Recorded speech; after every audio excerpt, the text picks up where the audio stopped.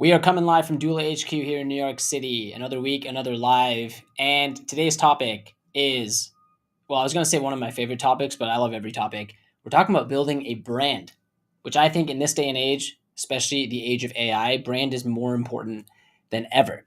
So we'll be talking about building a brand, tactically, how to create a business identity that sticks. And I'm going to go through how I think about what brand is and also walk through the key elements of building a memorable brand. So I'll go through a couple bullet points I have in terms of how I think about building a brand from scratch. I also love the live chat. So there we go. We already got the live chat coming in. If you have any questions, we always cover those to start. Questions that came in from the previous week. And first comment here from Rajan from South Africa. We'll be subscribing to Doola early next year. Let's Doola it. Love it. Yeah, Rajan, and for anyone else listening, right here, if anyone has a question about entity formation, bookkeeping, taxes, and we cover a lot of these topics on these webinars, questions come in, you can schedule a free demo with the Doola team. So feel free to schedule a demo. Let's Doola it, Rajan. From South Africa, that's incredible. Love it. Entrepreneurship is everywhere. Talent is everywhere. Opportunity is up. We have another comment here from Tobias. Love when people are on time. Okay, we are starting at a little over 11:30, but I'll explain why we do this. We historically started on the dot, but that would mean the countdown started a bit earlier, and we set the stream to go live at 11:30 Eastern. So what we started doing is having the countdown start at that, so people are ready and there's a countdown. It builds a little bit of suspense.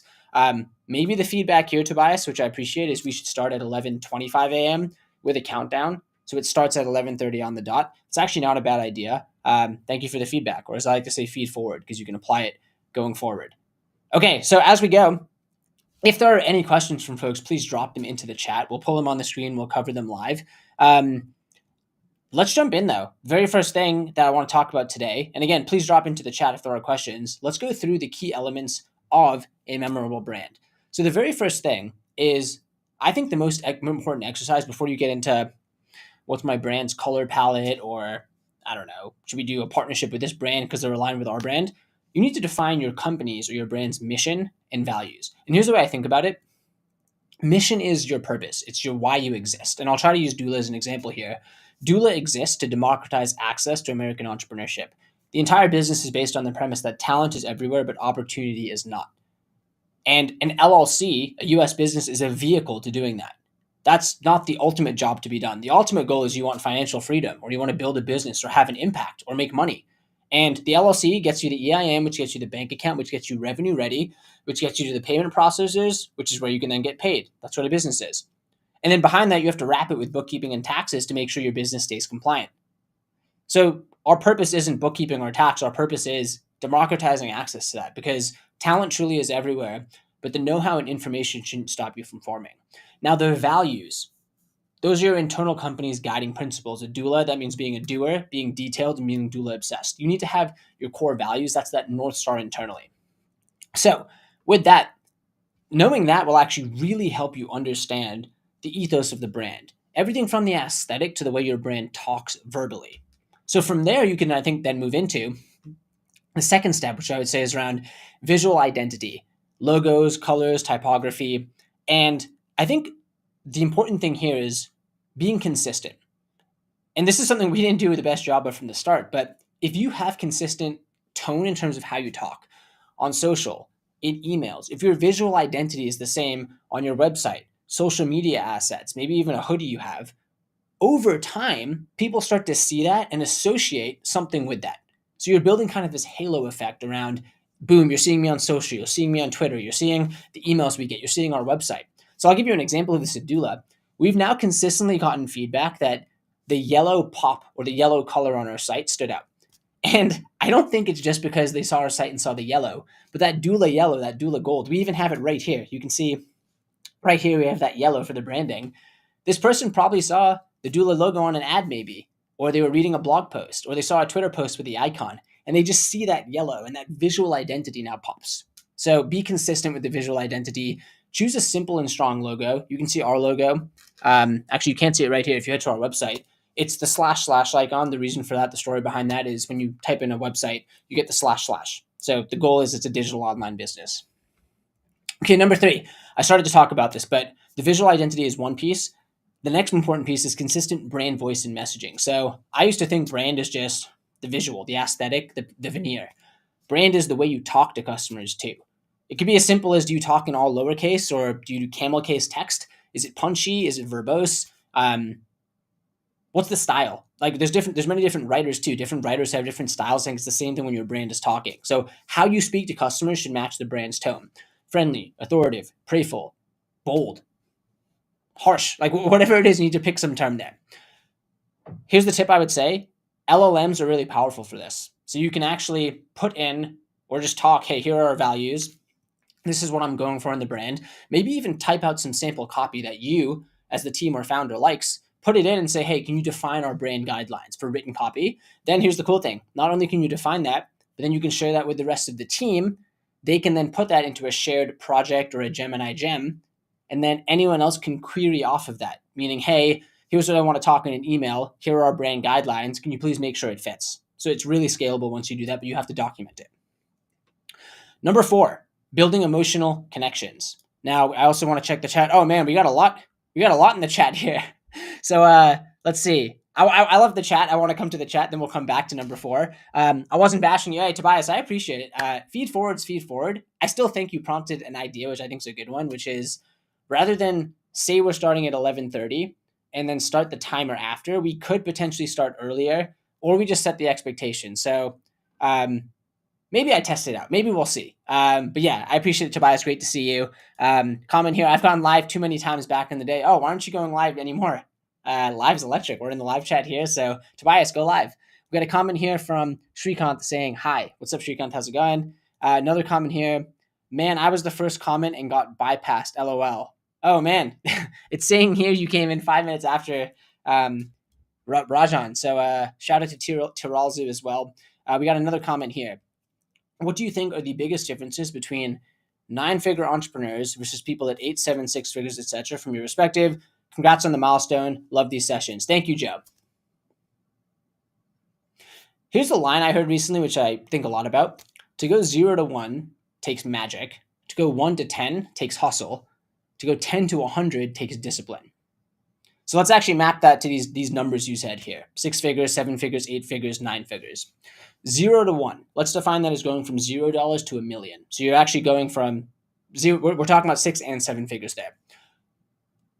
I think that takes some magic, meaning I think anything in life boils down to the quality of your decisions and luck.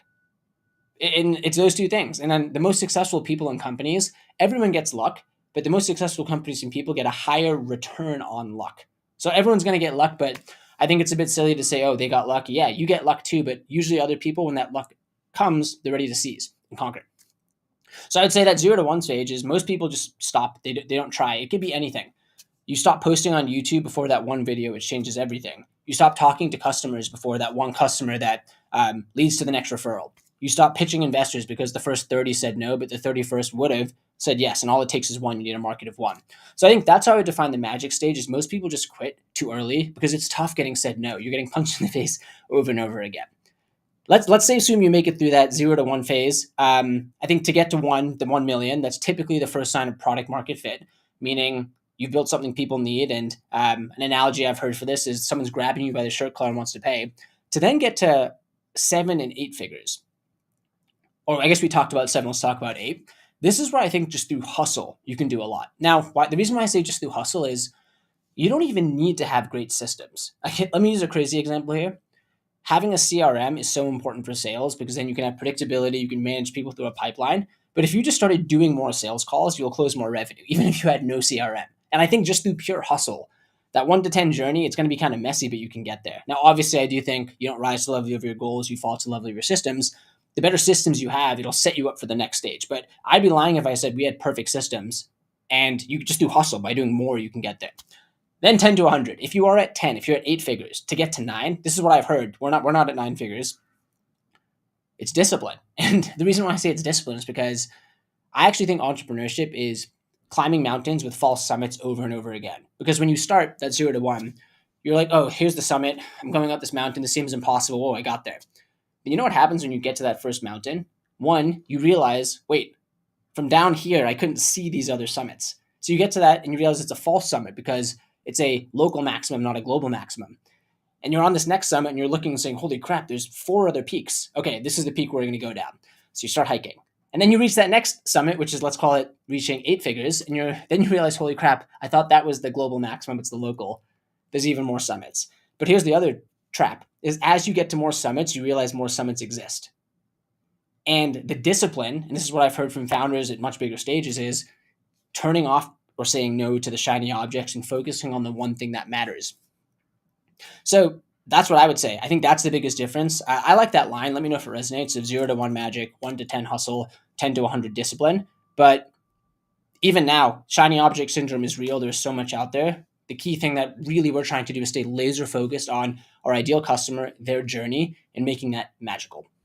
Okay, next question or comment here. I hope you're doing well. Always love your videos and I love that you respond to comments. I really appreciate you. I have a few questions I'll be asking in short order. Thank you. I love the questions. To me, the funnest part of doula is getting to, I say this, we get to live in the future because founders come to us. They say, I'm building this. They start their business with us. We help them get a bank account. We do their taxes and bookkeeping, and then they go build it. And we get to see the future because they've told us they're going to go build it. We make it a bit easier for them, and then they go build it. So thank you for the kind words here, Invest. Please chime away with questions. It's one of my favorite parts of working at doula. It never gets old. Okay, question here. Hi, Arjun. I wanted to set a business from Pakistan and have some concerns about payment processes. Can we get ACH and online payments if we set up an LC via doula? How will doula help me manage in this regard? Okay, before I can answer the question, the most important thing here to call out is that this highlights the fact that most people don't just want an LLC. Don't get me wrong, an LLC gives you limited liability protection, it gives you credibility and social proof, and it helps you go from being an amateur to a professional because you now have a business. You take yourself more seriously, customers take you more seriously, mindset matters so much, we are the stories we tell ourselves. However, the LLC is the job to be done to get to a bank account because you need the LLC to get your EIN, your employee identification number, which is kind of like your social security number for your business, which then gets you the business bank account, which can then open up payment processing, whether it's PayPal, Stripe, Shopify payments, etc. So in this case here, doula partners with banks, and doula cannot influence the decision of the bank to open an account. Now, they run this process called KYC, or Know Your Customer, which decides, hey, is this a business which we want to onboard or can onboard? When I say want to, there are certain restricted businesses, adult entertainment, money service businesses, cannabis that banks might not approve. And then there's also, if you're doing something illegal, a bank's not going to approve you. So the catch here is that certain countries, banks have restrictions on opening bank accounts for founders living in those countries. Now, again, this isn't set by doula. Sometimes it's not even set by the bank. It could be a federal sanction. So in this case here, I do know that for founders in Pakistan, many of the traditional neobanks can't serve founders based in Pakistan. However, what I would say in your specific situation is there are tools like Payoneer, which will allow you to set up an ACH account.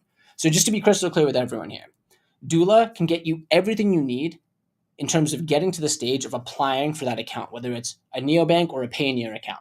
We cannot determine or change the outcome of a decision by the financial institution. And I know it's frustrating because you did all this work to get to that point, but here's the way I would put it.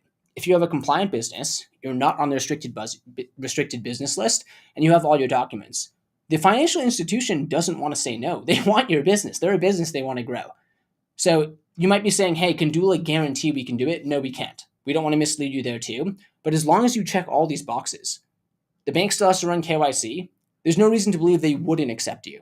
So I hope that you don't think that's a non-answer, but that's truthfully the way I view it, is that we cannot change the bank's decision or influence it, but we can get you very close or having everything on a platter to apply, and that's our goal.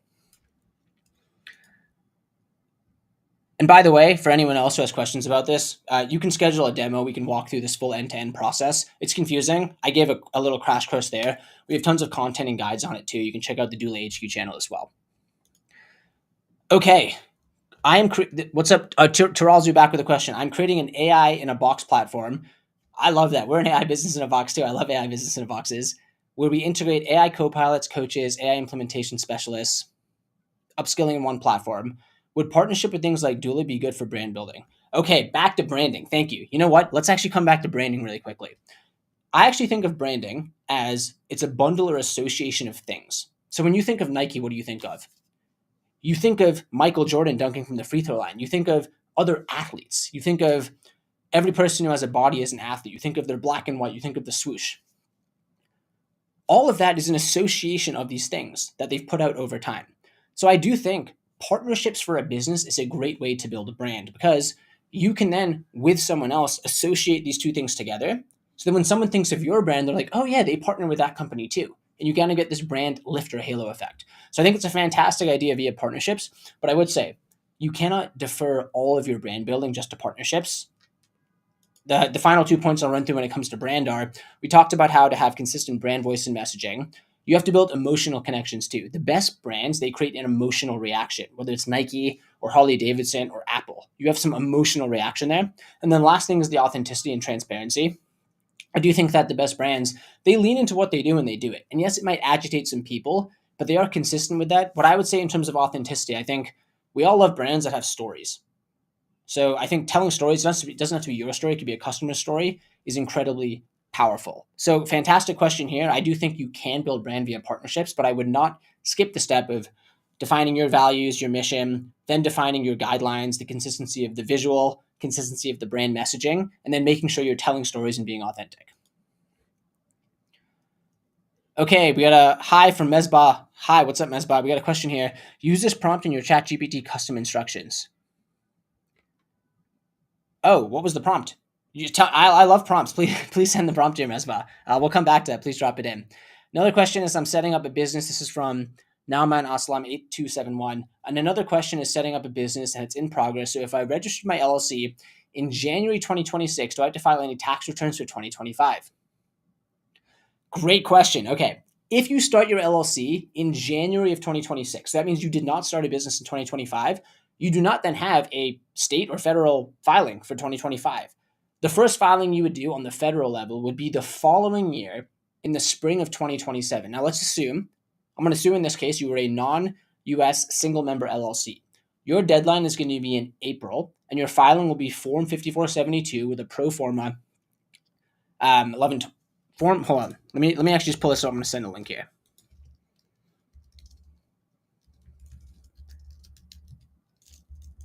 Okay, so specifically, for a non-US single member LLC, you're going to have to do a pro forma or a Form 5472 and the pro forma Form 1120. Now, what I just pulled up here is I'm going to share in the chat the IRS official documentation. So check this out here. And that's one example. It depends on US versus non-US, you're a single versus multiple member LLC, but this is the filing you would have to do.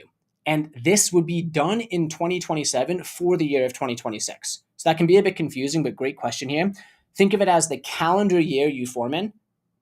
The following March or April, and it depends on your entity type and tax structure, is when you would have to do the business or the federal filing for the business return. It's a great question. Okay, another question here. About fish. Hi, Arjun, building a two-sided seafood marketplace. Should I start manual like YCs do things that don't scale or automate via AWS? Ideas validated, spoke to a few users. What's next? You know what I'm going to say here? You got to do things that don't scale. Now, it doesn't mean you shouldn't automate. AWS is fantastic. You should build automation if you can, if it's lightweight. But my ask here would be, you've talked to a few users, ideas validated. Are they paying you on the platform? What is your primary metric? Are you getting more users onto the platform? That's what I would focus on.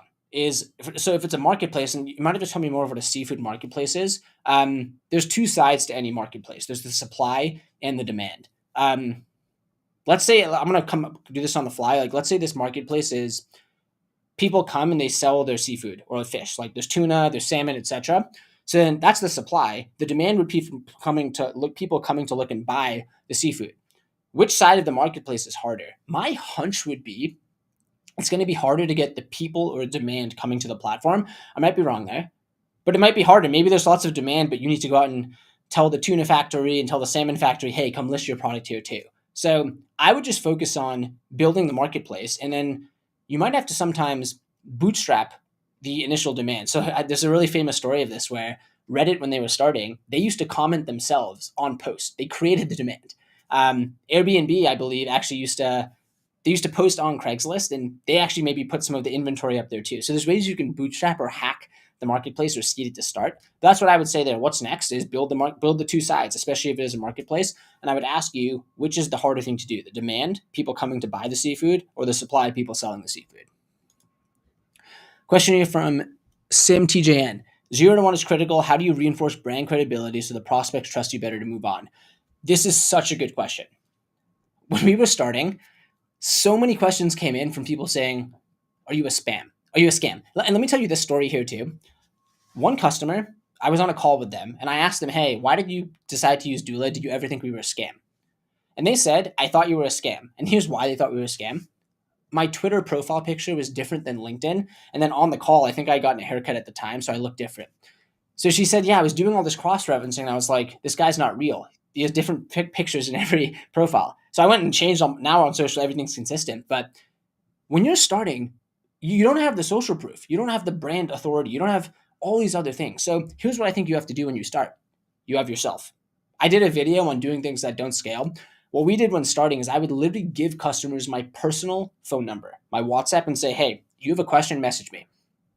That is how you overcome the lack of brand or authority.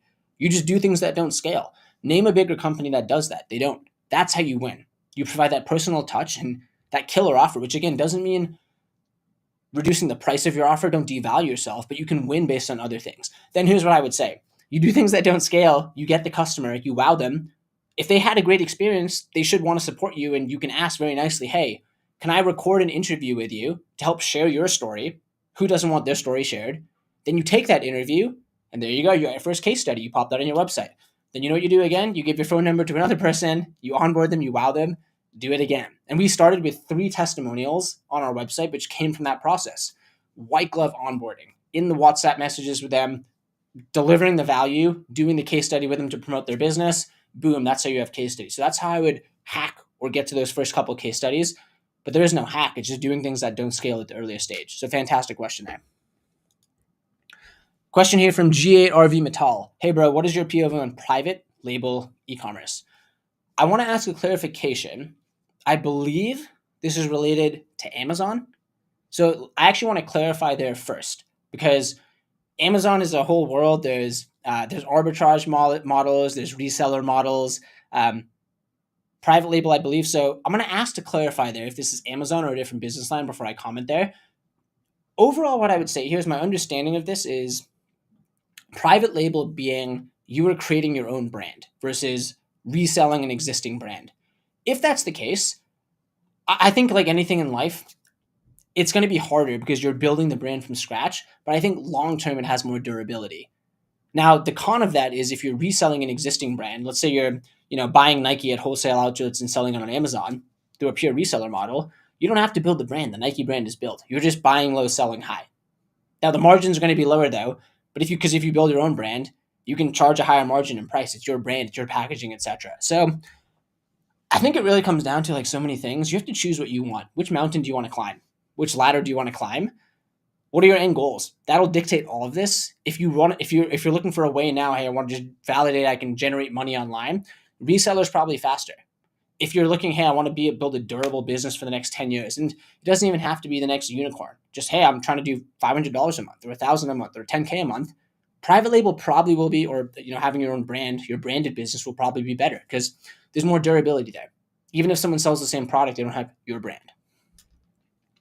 Comment here from Joe Joy. Wow, solid. Thanks, man. Of course, great question. Again, 0 to 1 magic, 1 to 10 hustle, 10 to 100 discipline. That's what my thought. Please challenge me or anyone else if you have a framework or analogy that works too.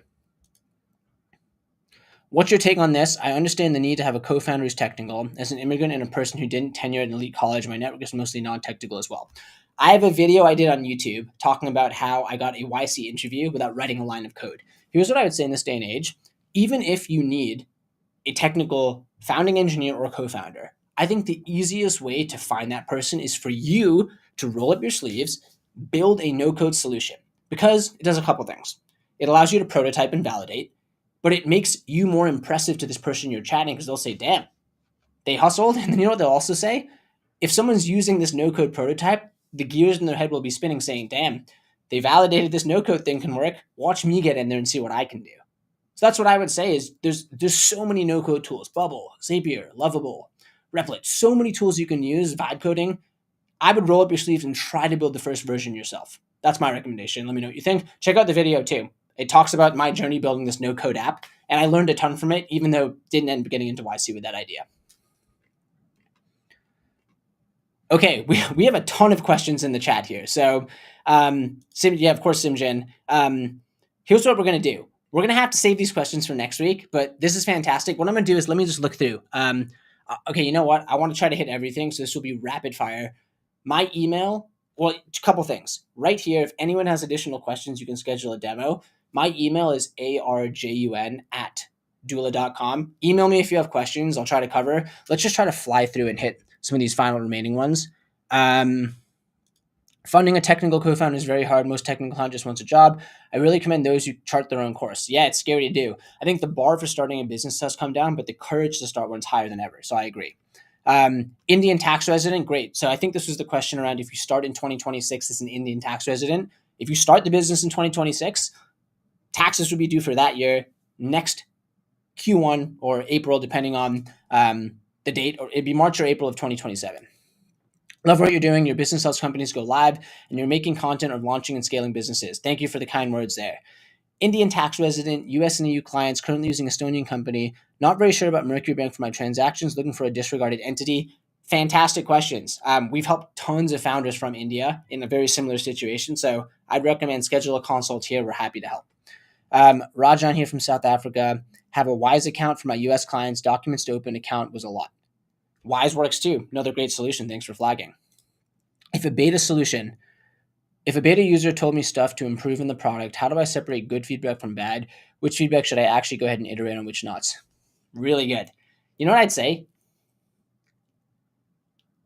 Okay, user owns the problem, you own the solution. So you ultimately have to decide, is it good feedback or not? But here's what I would say. If you just talk to one user, talk to 10. How many times do you hear the same feedback come up? That's how I would separate good from bad. Are you hearing the same thing from unaffiliated people using the product or tool? If that's the case, you still have to come up with a solution. They have the problem. I'll use an example here. Let's say someone's saying, hey, I can't stop eating cookies. That's their problem. One solution could be, okay, you can't stop eating cookies. Let's replace the cookies for ice cream. You stopped eating cookies. But I think the true problem, and this is where your job as the founder is, they don't want to eat cookies. It's ruining their diets. You know what we do? We get rid of the cookies from the house, or we replace the cookies with celery or an apple. Maybe not celery, but that's what I would say is they have the problem. It's on you to come up with the solution. Amazing. Thank you. I'm kudos to myself. I posted this. We didn't have a demo or working demo. Now I create a working product all by myself, even though I'm not technical. I'll be applying to YC again. This is amazing right here. Roll up your sleeves, build a no-code solution. Thank you very much for the response. I didn't think of it that way. Is there any way to connect with you for more insights? I have a ton more questions I would love to learn. Yeah, my email is arjun@doola.com. Shoot me an email. Comment on anything too. Really great question.